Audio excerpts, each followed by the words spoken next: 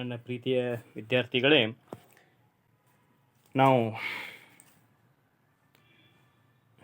10ನೇ ತರಗತಿಯ 4ನೇ ಪಾಠವಾದಂತಹ doctor BR Ambedkar ಪಾಠವನ್ನು ನೋಡೋಣ. ಈಗಾಗಲೇ ನಾವು ಫಸ್ಟ್ ಸೆಕ್ಷನನ್ನು ನೋಡಿದ್ದೀವಿ. ಇವಾಗ ನಾವು 2ನೇ ಸೆಕ್ಷನನ್ನು ನೋಡೋಣ. Dear students,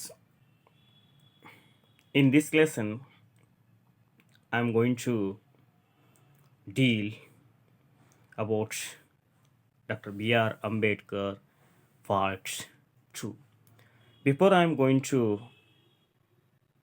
deal with it, I am going to discuss the previous class's points. It means part first points.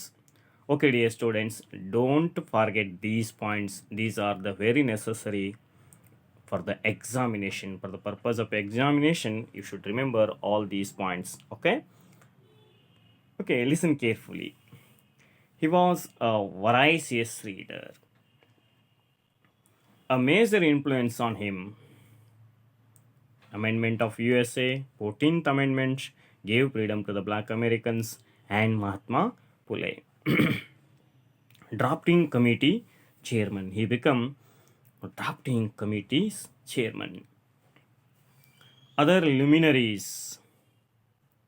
He had a rare gift, fundamental document. Okay, the first one.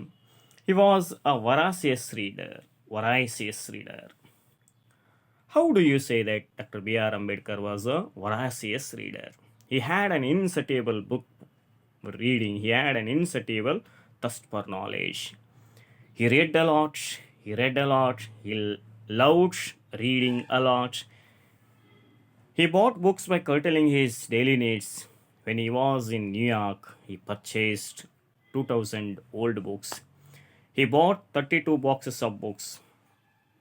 ನಾವು ನೋಡಿದ್ದೀವಿ 2,000 ಪುಸ್ತಕಗಳನ್ನು ನ್ಯೂಯಾರ್ಕ್ನಿಂದ ತಂದರು ಮತ್ತು 32 ಬಾಕ್ಸಸ್ಗಳ ಪುಸ್ತಕಗಳನ್ನು ಲಂಡನ್ಗೆ ಹೋದಾಗ ದುಂಡು ಮೇಜಿನ ಸಭೆಗೆ, ಅಂದರೆ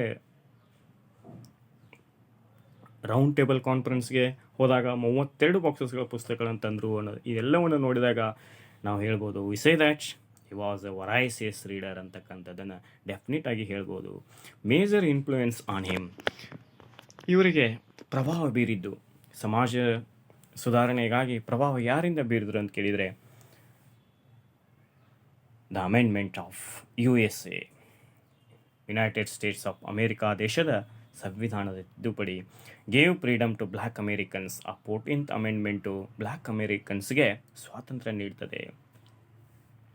Mahatma Phule worked for the women's upliftment. ಮತ್ತು ಇನ್ನೊಬ್ಬರು ಪ್ರಭಾವ ಬೀರ್ತಾರೆ, ಅವರೇ Mahatma Phule. He was also a social reformer and he was one of the great person in our country.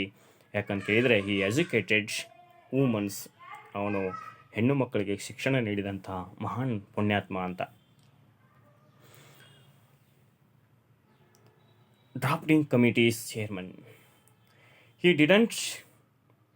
He was not in that Congress, but that Congress made him chairman of drafting committee. ಕಾಂಗ್ರೆಸ್ನಲ್ಲಿ ಇಲ್ಲದೇ ಇದ್ದರೂ ಕೂಡ, ರಾಷ್ಟ್ರೀಯ ಪಕ್ಷವಾದಂತಹ ರಾಷ್ಟ್ರೀಯ ಕಾಂಗ್ರೆಸ್ನಲ್ಲಿ ಇಲ್ಲದೇ ಇದ್ದರೂ ಕೂಡ ಅವರನ್ನು ಆ ಕಾಂಗ್ರೆಸ್ ಪಕ್ಷ ವಿನಂತಿ ಮಾಡಿಕೊಂಡು ಅವರು ಡ್ರಾಫ್ಟಿಂಗ್ ಕಮಿಟಿ, ಕರಡು ಸಮಿತಿಯ ಅಧ್ಯಕ್ಷರನ್ನಾಗಿ ಆಯ್ಕೆ ಮಾಡ್ತದೆ. ಯಾಕಂತ ಕೇಳಿದರೆ he had a vision, he had a lot of visions regarding about the welfare of that depressed classes and oppressed classes. Other luminaries, ಸಂವಿಧಾನದ ಕರಡು ಸಮಿತಿಯಲ್ಲಿ ಇದ್ದಂತಹ ಇನ್ನೂ ಅನೇಕ ಮಹಾನ್ ವ್ಯಕ್ತಿಗಳು ಯಾರಂತ ಕೇಳಿದರೆ, other luminaries Alladi Krishnaswami Iyer, KM Munshi and N Gopalaswami Ayyangar ಅಂತಕ್ಕಂತಹ ಈ ಜನನು ಇದ್ದರು ಅಂತ. He had a rare gift. It means he had a gift. In Kannada we say that ವಿಶೇಷವಾದಂತಹ ಒಂದು ವರ ಇತ್ತು ಅವ್ರಿಗೆ. ಏನಂತ ಕೇಳಿದರೆ, ಬಹಳ ಸರಳವಾಗಿ ಹೇಳ್ತಕ್ಕಂಥ ಎಷ್ಟೇ ಕ್ಲಿಷ್ಟ ಇದ್ದದ್ದನ್ನು ಸರಳೀಗೊಳಿಸಿ ಹೇಳ್ತಕ್ಕಂಥದ್ದು. The most complicated legal concepts in a language which the layman should understand. It means a common man should understand ಅಂತಕ್ಕಂಥದ್ದು. The common man should understand ಅಂತಕ್ಕಂಥದ್ದನ್ನು ಬಹಳ ಹೇಳ್ತಿದ್ರು. ಅಂದರೆ ಲೇ ಮ್ಯಾನ್ ಅಂಡರ್ಸ್ಟುಡ್ ಅಂತಕ್ಕಂಥದ್ದು. ಲೇಮ್ಯಾನ್ ಅಂದರೆ ಕಾಮನ್ ಮ್ಯಾನ್ ಅಂತಕ್ಕಂಥದ್ದು. Fundamental document which defines about the position and power of the 3 organs of the state. ಇಲ್ಲಿ ಸಂವಿಧಾನದ 3 ಆರ್ಗನ್ಗಳನ್ನು ಈ ಫಂಡಮೆಂಟಲ್ ಡಾಕ್ಯುಮೆಂಟ್ಸ್ ಹೇಳ್ತದೆ, ಅಂಗಗಳನ್ನು ಹೇಳ್ತದೆ. ಎಕ್ಸಿಕ್ಯೂಟಿವ್ ಕಾರ್ಯಾಂಗ, ಜ್ಯುಡಿಷಿಯರಿ ನ್ಯಾಯಾಂಗ, ಆ್ಯಂಡ್ ದ ಲೆಜಿಸ್ಲೇಚರ್ ಶಾಸಕಾಂಗ. Okay, dear students, we learned these points at the first section. Part 1, we learned this section. Okay, dear students, we would like to move to the second section. We would like to see what is there in it. Okay, before that, my dear students, I would like to give you some points regarding about that, my dear students. Try to remember these things in your mind.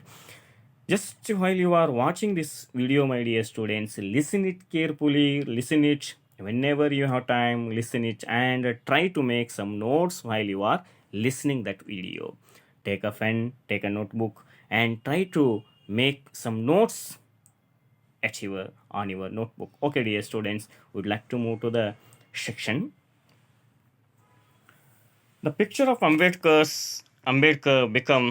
became a law minister of India. ಪ್ರಥಮ ಕಾನೂನು ಮಂತ್ರಿ ಆದಂಥ ಒಂದು ಪಿಕ್ಚರನ್ನು ನಾನು ನಿಮಗೆ ಚಿತ್ರವನ್ನು ತೋರಿಸ್ತಾ ಇದ್ದೀನಿ. ಇಲ್ಲಿ ನೆಹರು ಇದ್ದಾರೆ, Nehru is there, the president is there, and that Ambedkar was having a oath. ಅಲ್ಲಿ ಪ್ರತಿಜ್ಞಾವಿಧಿಯನ್ನು ಸ್ವೀಕರಿಸ್ತಾ ಇದ್ದಾರೆ. Ambedkar to be the law minister of independent India 7th ಪ್ಯಾರಾಗ್ರಾಫ್ನಲ್ಲಿ ಬರ್ತಕ್ಕಂಥದ್ದು. Nehru chose Dr. B.R. Ambedkar to be the first law minister of India. He recognized Ambedkar's skill in the field of law and legislation. ಅಂಬೇಡ್ಕರನ್ನು Nehru ಅವರು ಯಾಕೆ ಆಯ್ಕೆ ಮಾಡಿದರು ಅಂತ ಕೇಳಿದರೆ, law minister ಆಗಿ, ಕಾನೂನು ಮಂತ್ರಿಯಾಗಿ, ಭಾರತದ ಕಾನೂನು ಮಂತ್ರಿಯಾಗಿ ಯಾಕೆ ಆಯ್ಕೆ ಮಾಡಿದರು ಅಂತ ಕೇಳಿದರೆ, ಅವರು ಕಂಡುಕೊಂಡಿದ್ರು ಏನಂತ ಕೇಳಿದರೆ ಅವರ ಸ್ಕಿಲ್ಗಳನ್ನು in the field of law and legislation. Legislation means ಶಾಸಕಾಂಗ, ಶಾಸನಗಳನ್ನು ರಚನೆ ಮಾಡೋದರಲ್ಲಿ ಕಾನೂನಿನ ಬಗ್ಗೆ ಅವರಿಗೆ ಸಂಪೂರ್ಣ ಅರಿವಿತ್ತು. ಅದಕ್ಕಾಗಿ ಅವರನ್ನು ಆಯ್ಕೆ ಮಾಡಿದರು. And also a tribute to his vision of social justice. ಸಾಮಾಜಿಕ ನ್ಯಾಯಕ್ಕೆ ಅವರು ಕೊಟ್ಟಂತಹ ಕೊಡುಗೆಗಳು ಇದ್ದುವಲ್ಲ, ಅವರ ಒಂದು ದೂರದೃಷ್ಟಿ ಇತ್ತಲ್ಲ, ಅದನ್ನು ನೋಡಿ ಅವರನ್ನು ಆಯ್ಕೆ ಮಾಡಿದರು. ಹಿ ಫೈಟೆಡ್ ಅಗೇನೆಸ್ಟ್ ಸೋಷಿಯಲ್ ಇನ್ಜಸ್ಟಿಸ್. ಅನ್ಯಾಯದ ವಿರುದ್ಧ ಅವರು ಹೋರಾಟ ಮಾಡಿದರು. ಅದಕ್ಕಾಗಿ ಅವರನ್ನು ಆಯ್ಕೆ ಮಾಡಿದರು. ಕಾಣಿಕೆಯನ್ನು ಕೊಟ್ಟಿದ್ದರು ಸಮಾಜಕ್ಕೆ. ಅದಕ್ಕಾಗಿ ಅವರನ್ನು ಆಯ್ಕೆ ಮಾಡಿದರು ನೆಹರು. ಇದು ಬರ್ತಕ್ಕಂಥದ್ದು ವಿದ್ಯಾರ್ಥಿಗಳೇ, ಇದನ್ನು ನೆನಪಿಟ್ಕೋಬೇಕು. Why did Nehru choose doctor B.R. Ambedkar as a first law minister of India ಅಂತ ಪ್ರಶ್ನೆ ಕೇಳ್ತಾರೆ. ಇದನ್ನು ನೆನಪಿಟ್ಕೋಬೇಕು. No one could have dreamed that one born in a Mahar family would one day become a law minister. ಯಾರಿಗೂ ಊಹೆ ಇರಲಿಲ್ಲ, ಮೇಹರ್ ಫ್ಯಾಮಿಲಿಯಲ್ಲಿ ಹುಟ್ಟಿದಂತಹ ವ್ಯಕ್ತಿ ಮುಂದೊಂದು ದಿನ ಕಾನೂನು ಮಂತ್ರಿ ಆಗ್ತಾನಂತೆ ಯಾರೂ ಕನಸು ಕಂಡಿರಲಿಲ್ಲ. ಆ ಕನಸು ನನಸು ಮಾಡಿಬಿಟ್ರು ಡಾಕ್ಟರ್ B.R. ಅಂಬೇಡ್ಕರ್. ಇಲ್ಲಿ ಪಾಯಿಂಟ್ಸ್ಗಳನ್ನು ಬಹಳ ನೆಹರು ಏಕೆ ಚೂಸ್ ಮಾಡಿದ ಅನ್ನೋದು ನೆನಪಿಟ್ಕೋಬೇಕು ವಿದ್ಯಾರ್ಥಿಗಳೇ. Okay, who was the first law minister of India? ಅಲ್ಲಿ ಹೂ ತೆಗೆದು ನೀವು Dr. B.R. Ambedkar was the first law minister of India. Questions, okay, ನೆನ್ಪಿಟ್ಕೊಳ್ಳಿ. Why did Nehru choose Dr. B.R. Ambedkar as first law minister of India? ಯಾಕಂತ ಕೇಳಿದರೆ, ನಾನು ಈಗಾಗಲೇ ಹೇಳಿದ್ದೀನಿ, ಅವರಲ್ಲಿ ಅಂತಹ ಸ್ಕಿಲ್ ಇತ್ತು, ಕಾನೂನಿನ ಬಗ್ಗೆ ಅರಿವಿತ್ತು, ಶಾಸನಗಳ ರಚನೆ ಮಾಡುವಲ್ಲಿ ಅವರಿಗೆ ಅರಿವಿತ್ತು, ಮತ್ತು ಅವರಿಗೆ ಅನ್ಯಾಯದ ವಿರುದ್ಧ ಹೋರಾಟ ಮಾಡಿದರು. ಅದಕ್ಕೆ ಅವರನ್ನು ಆಯ್ಕೆ ಮಾಡ್ತಾರೆ ಅನ್ನೋದಿದೆ, ಫಸ್ಟ್ ಪಾಯಿಂಟಲ್ಲಿದೆ. ಚೆನ್ನಾಗಿ ನೋಡಿಕೊಂಡು ಅದನ್ನು ಪ್ರಾಕ್ಟೀಸ್ ಮಾಡಿ.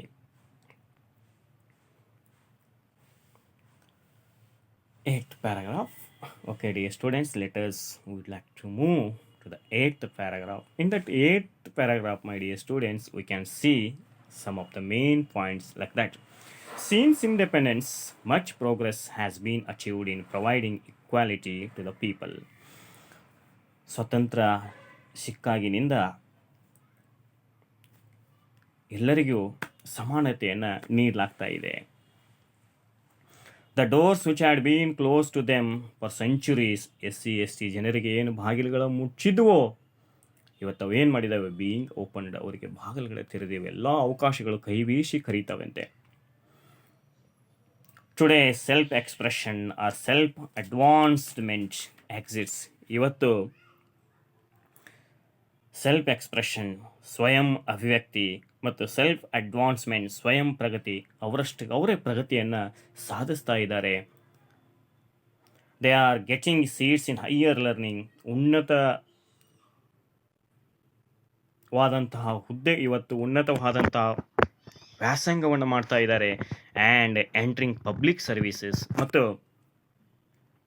ಸಾಮಾಜಿಕ ಸೇವೆಗಳು ಏನು ಬರ್ತಾವೋ, IAS, KAS ಇವೆಲ್ಲವುಗಳಲ್ಲಿ ಸಾರ್ವಜನಿಕ ಸೇವೆಗಳಲ್ಲಿ ತಮ್ಮ ಸರ್ವೀಸನ್ನು ಕೊಡ್ತಾ ಇದ್ದಾರೆ ಆ ಜನರು.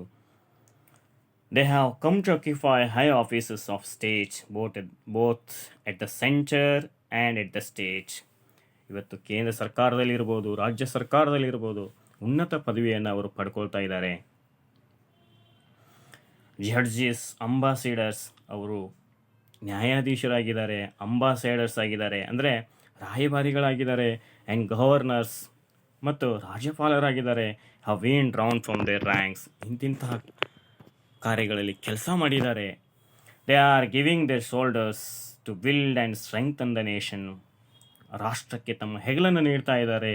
ರಾಷ್ಟ್ರ ಕಟ್ಟಲಿಕ್ಕೆ ಮತ್ತು ರಾಷ್ಟ್ರವನ್ನು ಬಲಶಾಲಿ ಮಾಡಲಿಕ್ಕೆ ಹೆಗಲನ್ನು ಕೊಡ್ತಾ ಇದ್ದಾರೆ. SC, ST, scheduled caste and scheduled tribe ಅಂತಕ್ಕಂತಹ ಜನರು, ಡಿಪ್ರೆಸ್ಡ್ ಅಂತ ಏನು ಕರಿತೀವಿ, ಅವರೆಲ್ಲ ಇವತ್ತು ದೊಡ್ಡ ದೊಡ್ಡ ಉನ್ನತ ಹುದ್ದೆಗೆ ಹೋಗಿದ್ದಾರೆ ಅನ್ನೋದು 8th ಪ್ಯಾರಾಗ್ರಾಫ್ ನಮಗೆ ತಿಳಿಸ್ಕೊಡ್ತದೆ ಅಂತ. ಇದನ್ನು ಕೂಡ ನೆನ್ಪಿಟ್ಕೋಬೇಕು ಎಕ್ಸಾಮ್ ದೃಷ್ಟಿಯಿಂದ. ವಿದ್ಯಾರ್ಥಿಗಳೇ, you should remember these points for the purpose of examination. In this para writer says much to be done on the social plane. ಈ 9ನೇ ಪ್ಯಾರಾಗ್ರಾಫ್ನಲ್ಲಿ ನಮಗೆ ಲೇಖಕರು ಇನ್ನೂ ಹೇಳ್ತಾರೆ ಏನಂತ ಕೇಳಿದರೆ, ಇನ್ನೂ ಕೆಲಸ ಕಾರ್ಯಗಳು ಆಗಬೇಕಾಗಿದೆ, ಸಾಮಾಜಿಕ ಈ ಜಾತಿ ವ್ಯವಸ್ಥೆ ಮೇಲೆ ಇನ್ನೂ ಆಗಬೇಕು ಅಂತ ಹೇಳ್ತಾರೆ. Till now discrimination exist. ಇವತ್ತಿಗೂ ಕೂಡ ತಾರತಮ್ಯ, ಡಿಸ್ಕ್ರಿಮಿನೇಷನ್ ಮೀನ್ಸ್ ತಾರತಮ್ಯ, ಇನ್ನೂ ನಮ್ಮ ಸಮಾಜದಲ್ಲಿ ಇದೆ. It should be eliminated from our society. ಇವತ್ತು ಅದನ್ನು ಏನು ಮಾಡಬೇಕಾಗಿದೆ ಅಂತ ಕೇಳಿದರೆ, ನಾವು ಅದನ್ನು ತೆಗೆದು ಹಾಕಬೇಕಾಗಿದೆ. ಎಲಿಮಿನೇಟೆಡ್, ವಿ ಶುಡ್ ರಿಮೂವ್ ಅಂತ ಅದನ್ನು ನಾವು ತೆಗೆದು ಹಾಕಬೇಕಾಗಿದೆ. Ambedkar's work will be truly complete only when social discrimination is completely eliminated from our society.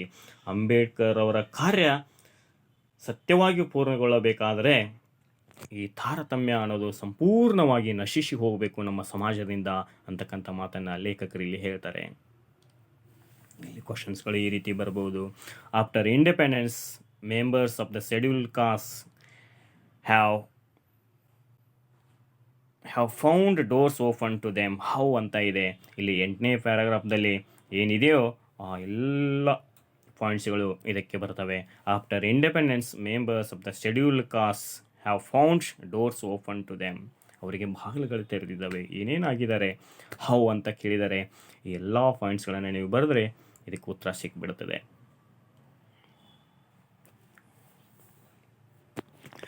ನಾವು 10ನೇ ಪ್ಯಾರಾಗ್ರಾಫ್ಗೆ ವಿದ್ಯಾರ್ಥಿಗಳೇ ಮೂವ್ ಆಗೋಣ. Ambedkar always stressed the importances of constitutional methods to achieve social objectives. ಯಾವಾಗಲೂ ಸಂವಿಧಾನದ ಪ್ರಕಾರನೇ ಹೋಗಬೇಕು ಅಂತ ಅಂಬೇಡ್ಕರ್ ಬಯಸಿದರು. ಅವರ ಮುಖ್ಯ ಉದ್ದೇಶನೇ ಅದು ಆಗಿತ್ತು. Ambedkar described that civil disobedience, non-cooperation and satyagraha are the grammar of anarchy. ಅರಾಜಕತೆ ಅಂತ ಕರೀತಾರೆ. ಅಂಬೇಡ್ಕರ್ ಅವರು ಯಾವುಗಳನ್ನು ಅಂತ ಕೇಳಿ civil disobedience, non cooperation and ಸತ್ಯಾಗ್ರಹವನ್ನು ಅರಾಜಕತೆ ಅಂತ ಕರೀತಾರೆ. ಇವು ತೊಂದರೆ ಕೊಡ್ತವೆ ಅನ್ನೋ ಮಾತನ್ನು ಅಂಬೇಡ್ಕರ್ ಅವರು ಹೇಳ್ತಾರೆ 3ನೇ ಪಾಯಿಂಟ್ಸ್ನಲ್ಲಿ. 10ನೇ ಪ್ಯಾರಾದಲ್ಲಿ ಬರ್ತಕ್ಕಂಥ points. It is one thing to utilise these methods against an alien power. Alien means ಅನ್ಯ ಶಕ್ತಿಗಳು. ನೋಡಿ, it is one thing to utilise these methods against an alien power. ಅಂದರೆ ಅನ್ಯ ಶಕ್ತಿ, ವಿದೇಶಿಯರೇ ನಮ್ಮ ಮೇಲೆ ಹಾವಳಿ ಮಾಡ್ತಾರೆ, ದಾಳಿ ಮಾಡ್ತಾರೆ, ಅದರ ವಿರುದ್ಧ ನಾವು ಇವನ್ನೆಲ್ಲವನ್ನು ಬಳಸಬೇಕು. ಸಿವಿಲ್ ಡಿಸೋಬಿಡಿಯನ್ಸ್, ನಾನ್ ಕೋಆಪರೇಷನ್ ಇವೆಲ್ಲ. ಆದರೆ ಸರ್ಕಾರದ ವಿರುದ್ಧ ಅಲ್ಲ ಅಂತಕ್ಕಂಥ ಮಾತನ್ನು, ಪ್ರಜಾಪ್ರಭುತ್ವದಲ್ಲಿ ಇದು ಒಳ್ಳೆಯದಲ್ಲ ಅಂತಕ್ಕಂಥ ಮಾತನ್ನು ಅಂಬೇಡ್ಕರ್ ಹೇಳ್ತಾರೆ. ಟು ರೆಬೇಲಿಯನ್ ದಂಗೆ ಏಳುವುದು. Rebellion means is recognised against government without people consent. ಅಂದರೆ ಜನರ ಸಹಕಾರ ಇಲ್ಲದೆ ದಂಗೆ ಇದ್ದರೆ, ಗೋರ್ಮೆಂಟದ ವಿರುದ್ಧ, ಸರ್ಕಾರದ ವಿರುದ್ಧ ದಂಗೆ ಇದ್ದರೆ, ಬೀಚ್ ಏಲಿಯನ್ ಆರ್ ನ್ಯಾಷನಲ್ ಡಿಕ್ಟರ್ಶಿಪ್, ಇದೊಂದು ಏನಾಗ್ತದೆ ಅಂತ ಕೇಳಿದರೆ ಸರ್ವಾಧಿಕಾರ ಆಗ್ತದೆ ಅಂತಕ್ಕಂಥ ಮಾತನ್ನು ಹೇಳ್ತಾರೆ. But not in democracy based on free and fair elections. ಇಲ್ಲೇನು ಜನರಿಂದ ಆಯ್ಕೆ ಆಗ್ತಾರೆ, ಜನರಿಗೋಸ್ಕರ ಆಯ್ಕೆ ಆಗ್ತಾರೆ, ಇಲ್ಲಿ ಇವೆಲ್ಲ ಇರಬಾರ್ದು ಅನ್ನೋ ಮಾತನ್ನು ಹೇಳ್ತಾರೆ. ಈ satyagraha, non cooperation, civil disobedience ಇವುಗಳೆಲ್ಲವನ್ನು ಅಪೋಸ್ ಮಾಡ್ತಾರೆ. He opposed these things. He was totally against the rebellion. ಈ ದಂಗೆಯ ವಿರುದ್ಧ ಇದ್ದಂತಹ ವ್ಯಕ್ತಿ doctor B.R. Ambedkar. If these violations misdirected, such as agitations always result in the loss of lives and public property. ಇವು ಏನಾದರೂ ಒಂಚೂರು ಹೆಚ್ಚು ಕಡಿಮೆ ಆದರೆ, ಅಂದರೆ ಇವೇನು ಆಗ್ತವೆ ಅಂತ ಕೇಳಿದರೆ ಜನರಿಗೆ ಸಾರ್ವಜನಿಕ ಆಸ್ತಿ ಪಾಸ್ತಿಯನ್ನು ಹಾಳು ಮಾಡ್ತವೆ ಮತ್ತು ಅನೇಕ ಜೀವವನ್ನು ತೆಗೆದುಕೊಳ್ತವೆ ಅನ್ನೋ ಮಾತನ್ನು ಹೇಳ್ತಾರೆ. So he says public agitations are unconstitutional, ಅಸಂವಿಧಾನಿಕ ಅಂತ ಹೇಳ್ತಾರೆ. ಇವೇನು ದಂಗೆ ಇವೆಲ್ಲವುಗಳನ್ನು ಅಸಂವಿಧಾನಿಕ ಅನ್ನೋ ಮಾತನ್ನು ಹೇಳ್ತಾರೆ. ಇದರ ಮೇಲೆ ಕ್ವಶನ್ಸ್ಗಳನ್ನು ನೆನ್ಪಿಟ್ಕೊಳ್ಳಿ. Baba Saheb considers public agitations in pre India as unconstitutional. Why, ಯಾಕೆ ಅಸಂವಿಧಾನಿಕ ಅಂತ ಹೇಳ್ತಾರೆ ನೋಡ್ರಿ. ಪ್ರಜಾಪ್ರಭುತ್ವದಲ್ಲಿ ಈ ದಂಗೆಗಳು ಯಾಕೆ ಅಸಂವಿಧಾನಿಕ ಅನ್ನೋ ಮಾತನ್ನು ಬಾಬಾ ಸಾಹೇಬ್ ಅಂಬೇಡ್ಕರ್ ಹೇಳ್ತಾರೆ ಅನ್ನೋ ಪ್ರಶ್ನೆ ಇದೆ. ಇವೆಲ್ಲ ಪಾಯಿಂಟ್ಸ್ಗಳನ್ನು ಚೆನ್ನಾಗಿ ನೋಡ್ಕೊಳ್ಳಿ. 11th paragraph. Dear students, in that 11th paragraph, my dear students, what is there in it? Here, Gautam Buddha and the poetess Avaiya, the Tamil poetess Avaiya, ಅವರು ಜಾತಿ ವ್ಯವಸ್ಥೆ ಬಗ್ಗೆ they both tells about the caste system in our country ಅಂತಕ್ಕಂಥ ಮಾತನ್ನು ಹೇಳ್ತಾರೆ. ಬುದ್ಧ ಏನು ಹೇಳ್ತಾನೆ ನೋಡೋಣ.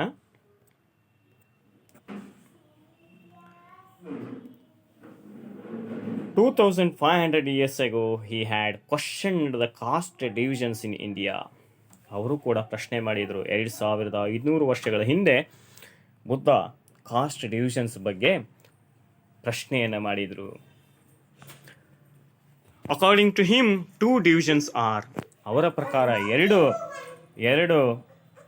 ಡಿವಿಷನ್ಸ್ಗಳು ಯಾವುವು ಅಂತ ಕೇಳಿದರೆ, ನೋಬಲ್ ಆ್ಯಂಡ್ ಹೋಲ್ಸಮ್, ಶ್ರೇಷ್ಠರು, ಆ್ಯಂಡ್ ಇಗ್ನೋಬಲ್ ಆ್ಯಂಡ್ ಅನ್ಹೋಲ್ಸಮ್, ಕನಿಷ್ಠರು ಅಂತಕ್ಕಂಥದ್ದು. ಅಂದರೆ ಈ ವಿಚಾರವನ್ನು ಹೇಳ್ತಾರೆ. ನೋಬಲ್ ಆ್ಯಂಡ್ ಹೋಲ್ಸಮ್, ಉದಾರವಾದಿಗಳು, ಆ್ಯಂಡ್ ಇಗ್ನೋಬಲ್ ಆ್ಯಂಡ್ ಅನ್ಹೋಲ್ಸಮ್ ಅಂತಕ್ಕಂಥ ಮಾತು. Noble and wholesome and ignoble and unwholesome ಅಂತಕ್ಕಂಥದ್ದು 2 ಕಾಸ್ಟ್ಗಳಿವೆ ಅಂತಕ್ಕಂಥ ಮಾತನ್ನು ಗೌತಮ್ ಬುದ್ಧ ಹೇಳ್ತಾರೆ. ಅವರ ಪಿಕ್ಚರ್ ಕೂಡ ತಾವು ಇಲ್ಲಿ ನೋಡಬಹುದು, ಬುದ್ಧನ ಪಿಕ್ಚರನ್ನು.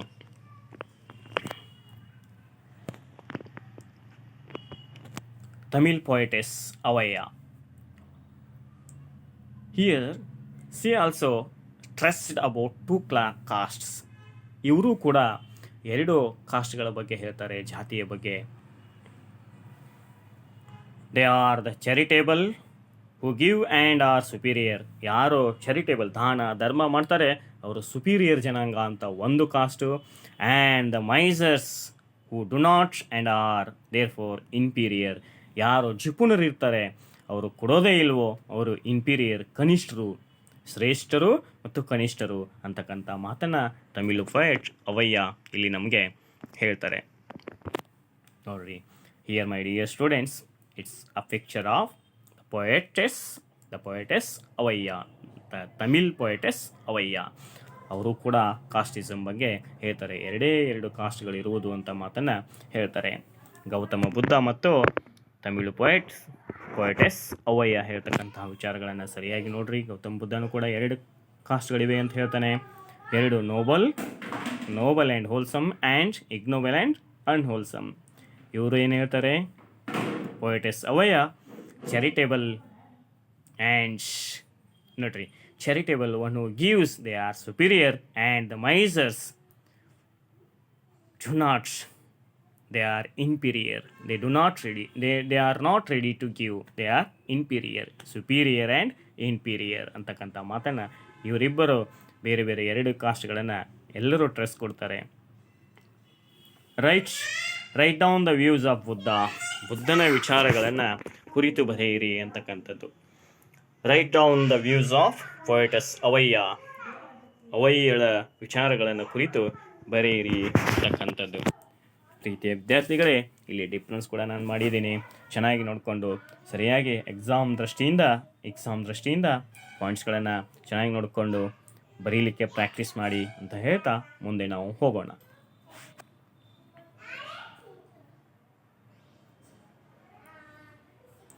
The British ruled us under the policy of divide and rule. Gandhiji and Ambedkar proclaimed the oneness of the Hindu committee.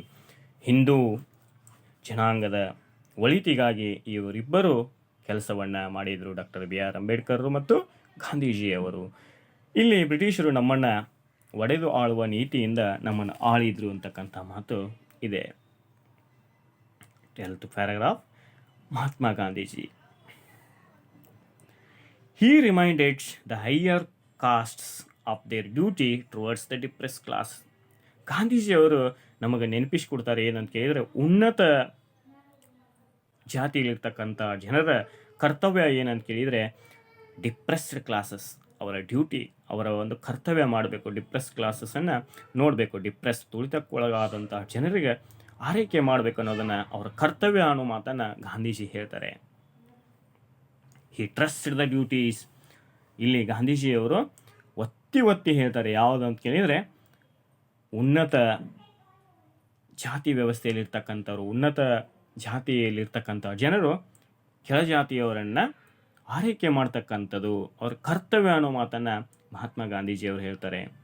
ಇಲ್ಲಿ ಅವರ ಪೋರ್ಟ್ರೇಟ್ ಕೂಡ ಇದೆ, ಚಿತ್ರ ಕೂಡ ಇದೆ ವಿದ್ಯಾರ್ಥಿಗಳೇ. ಅಂಬೇಡ್ಕರ್ ಇವ್ರು ಏನು ಹೇಳ್ತಾರೆ, ಒಬ್ಬರು ಡ್ಯೂಟೀಸ್ ಬಗ್ಗೆ ಹೇಳ್ತಾರೆ, ಗಾಂಧೀಜಿ ಡ್ಯೂಟೀಸ್ ಬಗ್ಗೆ ಹೇಳ್ತಾರೆ, ಇವರು ಅಂಬೇಡ್ಕರ್ ಹೇಳ್ತಾರೆ.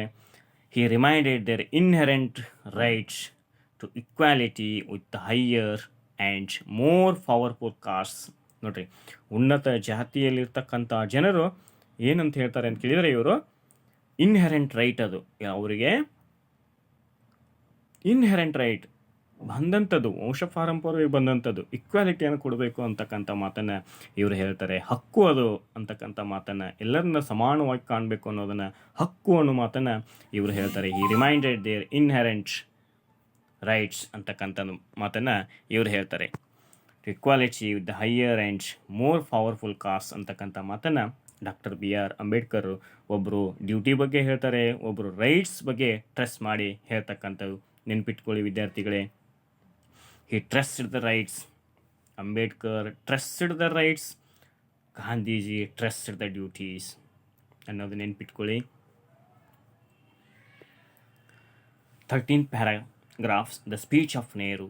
When that Dr. BR Ambedkar passed away in 1956, Nehru made a moving reference in the Lok Sabha.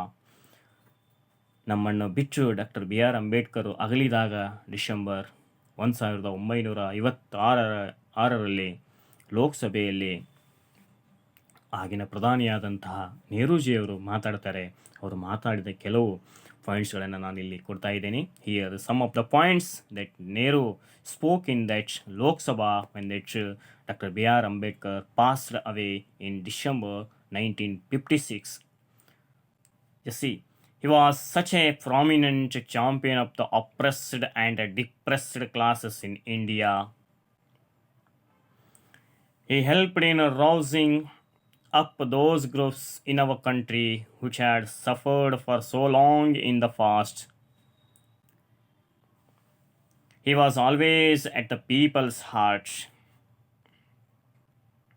Lastly, he said that one who took an important part in our activities has passed away. ನೋಡ್ರಿ, ಅವರು ಹೇಳಿದಂತಹ ಮಾತುಗಳು ಕಣ್ಣಲ್ಲಿ ನೀರು ಬರ್ತಕ್ಕಂಥವು. ಅಂಬೇಡ್ಕರ್ ಅವರ ಬಗ್ಗೆ ಹೇಳಿದ, ಹಿ dreamed about ಸಮತಾ. ನೋಡ್ರಿ, ಎಲ್ಲರೂ ಈಕ್ವಲ್ ಆಗಿರ್ತಕ್ಕಂಥದ್ದು, ಎಲ್ಲರೂ ಸಮಾನತೆ ಇಂದ ಇರಬೇಕು ಅನ್ನೋ ಮಾತನ್ನು ಬಿ ಆರ್ ಅಂಬೇಡ್ಕರ್ ಅವರು ಹೇಳ್ತಿದ್ರು ಅನ್ನೋದನ್ನು ನೋಡ್ರಿ. He was such A prominent champion of the oppressed and depressed classes in India. ತುಳಿತಕ್ಕೆ ದಬ್ಬಾಳಿಕೆಗೆ ಒಳಪಟ್ಟಂಥ ಜನರ ಉದ್ಧಾರಕ್ಕಾಗಿ ಬಂದಂತಹ ಮಹಾಪುರುಷ ಅವರು ಅನ್ನೋ ಮಾತನ್ನು ಇಲ್ಲಿ ನೆಹರೂಜಿಯವರು ಹೇಳಿದರು. He helped in rousing up those groups in our country which had suffered for so long in the past. ಹಿಂದೆ ಸ್ವತಂತ್ರ ಪೂರ್ವದಲ್ಲಿ ಜನ ಅವರು ದಬ್ಬಾಳಿಕೆ ತುಳಿತಕ್ಕೊಳಗಾದಂಥ ಜನರು ನೋವುಗಳನ್ನು ಉಂಡಿದ್ರು. ಆ ನೋವುಗಳಿಗೆ ಸ್ಪಂದಿಸಿದಂಥ ಈ ಮಹಾನ್ ಪುರುಷ ಅನ್ನೋ ಮಾತನ್ನು ಅವರ ಏಳಿಗೆಗಾಗಿ ಪ್ರಯತ್ನಿಸಿದಂಥ ವ್ಯಕ್ತಿ ಅನ್ನೋದನ್ನು ಹೇಳಿದರು. He was always at the people's heart. B R Ambedkar ಅವರು ಯಾವಾಗಲೂ ಜನರ ಹೃದಯದಲ್ಲಿ ಇರ್ತಾರೆ. Lastly he said that one who took an important parts in our activities. ನಮ್ಮ ಎಲ್ಲ ಚಟುವಟಿಕೆಗೆ ಭಾಗವಹಿಸಿದಂತಹ ಮನುಷ್ಯ ಹ್ಯಾಸ್ ಪಾಸ್ಡ್ ಅವೇ. ಅಂಥ ಮಹಾನ್ ವ್ಯಕ್ತಿ ನಮ್ಮ ಎಲ್ಲ ಕಾರ್ಯಗಳಲ್ಲಿ ಭಾಗವಹಿಸಿದಂಥ ವ್ಯಕ್ತಿ ಇವತ್ತು ನಾವು ಅವನನ್ನು ಕಳ್ಕೊಂಡಿದ್ದೀವಿ ಅನ್ನೋ ಮಾತನ್ನು ನೆಹರು ಅವರು ಪಾರ್ಲಿಮೆಂಟ್ನಲ್ಲಿ ಲೋಕಸಭೆಯಲ್ಲಿ ಹೇಳ್ತಾರೆ. ಹಿ ಡ್ರೆಮ್ಟ್ ಅಬೌಟ್ ಸಮತಾ. ಅವರ ಕನಸಾಗಿತ್ತು, ಅವರ ಉದ್ದೇಶ ಆಗಿತ್ತು ಏನಂತ ಕೇಳಿದರೆ ಸಮಾನತೆ ಅನ್ನೋದು. Okay dear students, these are all about the points regarding about doctor B R Ambedkar. You must listen this video again and again very carefully and try to remember those points which were there in this video because for the purpose of examination. Okay dear students, I made this video for you. Please watch this video again and again. Okay dear students, thank you and all. Okay, I would like to stop this video here.